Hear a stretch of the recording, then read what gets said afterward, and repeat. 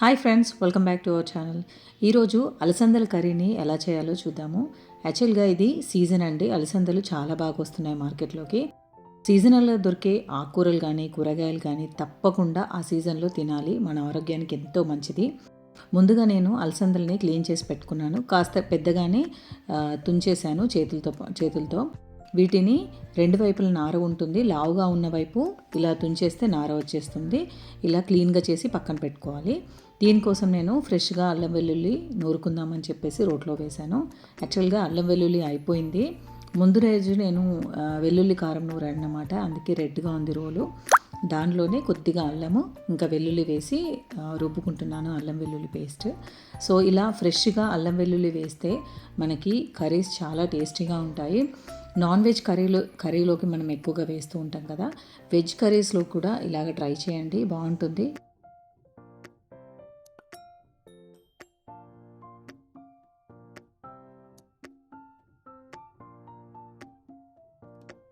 So ఇలా నూరేసుకొని పక్కన పెట్టుకున్నాను.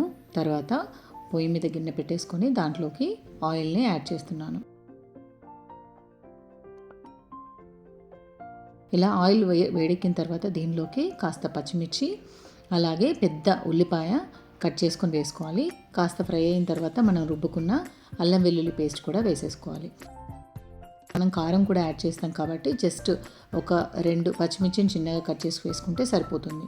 ఇలా మనం తుంచేసుకున్నాం కదా అలసందలు, వాటిని శుభ్రంగా కాస్త ఉప్పు నీటిలో వేసి కడిగేసుకున్నాక ఈ కూరలోకి వేసేసుకోండి. ఈ గిన్నెలో వేసేసుకోండి, వాటర్ పడకుండా వేసేసుకోండి. తర్వాత ఒక 2 నిమిషాలు హై ఫ్లేమ్లోనే మగ్గించుకోవాలి.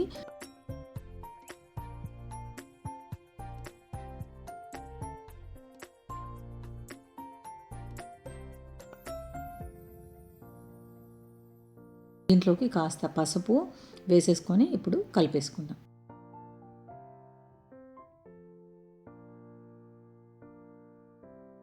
పసుపు వేసిన తర్వాత 1 నిమిషం పాటు ఫ్రై చేసుకున్నాక మీడియం సైజు 3 టమాటోస్ని కట్ చేసుకొని వేసేసుకోండి.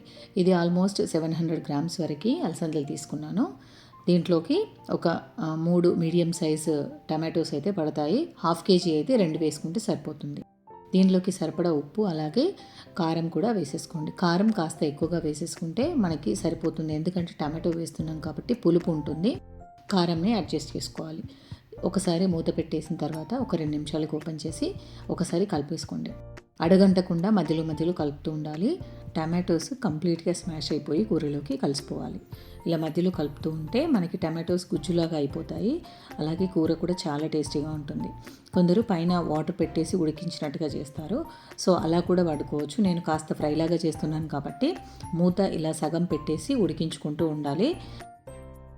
ఈ కన్సిస్టెన్సీకి రావాలి. మనం ఒకసారి తిని చూస్తే మనకు టేస్ట్ తెలుస్తుంది ఉడికిందా లేదా అని. ఈ టైంలోనే మీకు ఉప్పు కారం తక్కువగా పడితే వేసేసుకోవచ్చు. ఒకసారి కలిపేసుకోండి. ఆయిల్ ఇలా సపరేట్ అవుతూ ఉన్నప్పుడు ఒకసారి కలిపేసుకొని దీంట్లోకి ధనియాల పౌడర్ వేసుకోండి. ధనియాల పౌడర్ వేసుకున్నాక ఒకసారి కలిపేసి ఫ్రెష్ కొత్తిమీరని మంచిగా చిన్నగా కట్ చేసి వేసుకోండి. టేస్ట్ అయితే చాలా బాగుంటుంది. ఇది సీజన్లో దొరికినప్పుడే మనకు ఆ టేస్ట్ అనేది చాలా బాగా తెలుస్తుంది. అన్సీజన్లో అయితే ఎక్కువగా పురుగులు అవి ఉంటాయి, మళ్ళీ రేటు కూడా ఎక్కువగానే ఉంటుంది. ఇప్పుడైతే సీజన్లో మనకు దొరుకుతుంది 40 రూపీస్కి కేజీ, అలా మాకైతే ఇక్కడ దొరుకుతుంది. ఇది చపాతీలోకి కానీ రైస్లోకి కానీ చాలా బాగుంటుంది. ఇలా ఫ్రైలాగా చేసుకోవచ్చు, కర్రీలాగా చేసుకోవచ్చు, అలాగే వేరే కూరగాయలతో కూడా కాంబినేషన్లో కూడా చాలా బాగుంటుంది. తప్పకుండా ట్రై చేయండి. కర్రీ నచ్చితే కామెంట్ చేయడం మర్చిపోవద్దు. నా ఛానల్ని కొత్తగా ఎవరైనా చూస్తున్నట్లయితే సబ్స్క్రైబ్ చేసుకోండి. మరిన్ని ఇంట్రెస్టింగ్ హెల్తీ వీడియోస్ కోసం నా ఛానల్ని ఫాలో అవ్వండి. Thank you for watching.